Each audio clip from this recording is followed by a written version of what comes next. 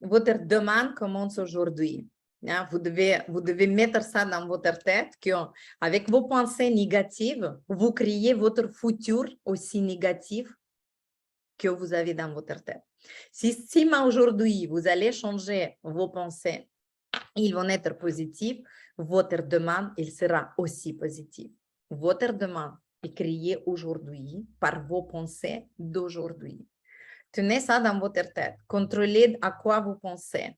Qu'est-ce que vous avez dans la tête? Ce que vous pensez aux gens qui passent autour de vous. Ce que vous pensez de vous-même, de vos enfants, de vos maris, de toutes les situations. Quand vous regardez la télé, quand vous lisez des livres et les nouvelles, quand vous regardez Instagram, contrôlez. Là, vous devez avoir la conscience sur ce que vous gérez, ce qui se passe dans votre tête.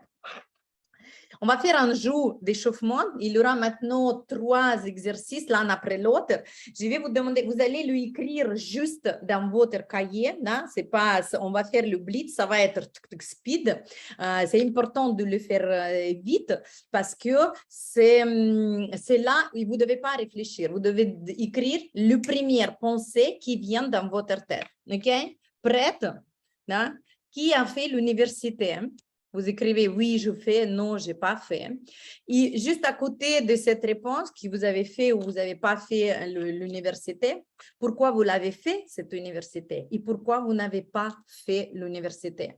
Ou peut-être vous avez commencé et vous avez lâché, mais juste écrivez pourquoi. La deuxième question, qui prépare le petit déjeuner pour son chéri?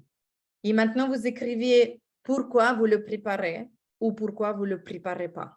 La troisième, qui a fait 12 enfants? Qui a 12 enfants? Pourquoi vous en avez que 12? Pourquoi vous n'avez pas un? Pourquoi vous n'avez pas fait 3? Pourquoi vous avez que 12 enfants? Qui est parti en croisière au Japon? Si vous êtes parti, écrivez pourquoi vous êtes parti. Si vous n'êtes jamais parti au Japon ou en croisière, vous écrivez pourquoi vous n'êtes jamais parti. Cinquième, qui est parti déjà en Australie pour les vacances et voyager en Australie? La sixième question, pourquoi vous n'avez pas gagné 1 ou 2 millions d'euros? Ou peut-être vous l'avez déjà gagné. Pourquoi vous les avez déjà gagnés?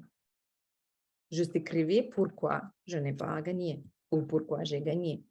Tout ce que vous avez répondu, ce sont vos pensées qui étaient installées dans votre tête, dans votre logiciel mental. C'est ce que vos parents ou votre école ou les autres gens qui vous a mis dans votre tête. Vous pensez, ce n'est pas parce que vous avez décidé de faire ça. Je vous donne mon exemple. J'étais persuadée qu'une femme doit être mariée avec 12 enfants et tout ça, ça doit être se passer avant 30 ans. Je me suis dépêchée.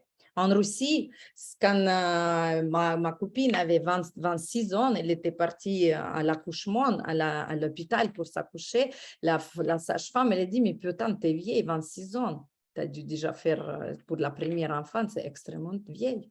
Ma grand-mère, elle m'a dit, mais tu as 23 ans et tu n'as pas le copain, putain.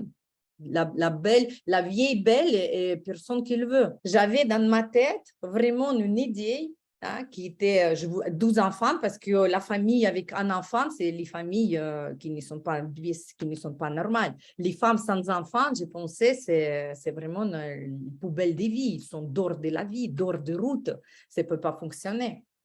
Je suis grandie dans une famille avec 12 enfants. Je pensais si je vais faire qu'un seul enfant, elle va être pas en entière, ça va lui manquer toujours quelque chose. Et si je vais faire ça après 30 ans, si je vais faire des enfants après 30 ans, je serai trop vieille pour les élever. Ça va être trop tard. Je voulais la 3e bébé quand j'avais 36-38 ans, mais je ne l'ai pas fait. Parce que selon mes installations, pour moi, c'était trop tard. J'avais la honte, j'avais la peur. Je vais faire mon enfant à 38 ans. Il va avoir 1 an, je vais avoir 40. Je vais avoir la vieille maman. Et peut-être encore, si peut-être il arrive malade, parce que plus tard tu vas le faire, plus de complications tu peux l'avoir. Je n'ai pas fait. Je n'ai que 2 filles. Là, en regardant maintenant sur ces idées-là, je me suis dit, je me dis, putain, c'est n'importe quoi. Ce qu'on met dans notre tête, cette règle, il gère ma vie. Je pense que dans chacune d'entre vous, il y a ces pensées limitantes.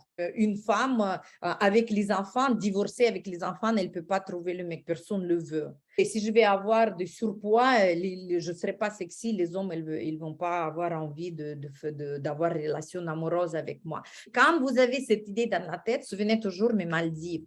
Vous n'allez même pas chercher la possibilité de se réaliser et de trouver votre bonheur.